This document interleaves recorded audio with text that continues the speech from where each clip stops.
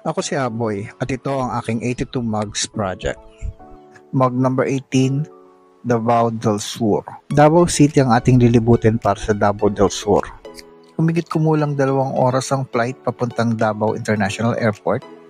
At pagdating sa airport, bubungad sa inyo ang isang sculpture na may figura ng 6 na tao sa loob. Ayun ay ang kumakatawan sa mga Muslim, Kristiyano at lumad na mga naninirahan sa Mindanao. Highly urbanized city ang lungsod ng Davao, kaya may sarili siyang pamahalaan hiwalay sa probinsya ng Davao del Sur. Gayunpaman, geographically, nasa loob pa rin siya ng probinsya ng Davao del Sur as per recording purposes ng Philippine Statistics Authority. Best time to visit here is during Kadayawan, during month of August, dahil sineselebrate nila ang 11 pamayanan na unang nanirahan sa rehiyon ng Davao.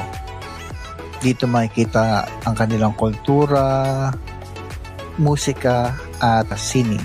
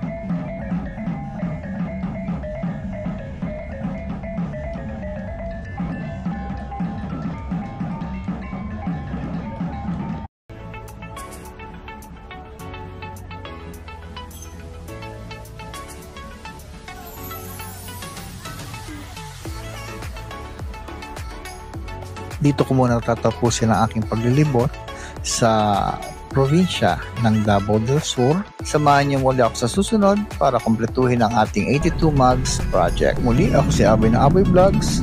Libutin natin ang Pilipinas, one province at a time.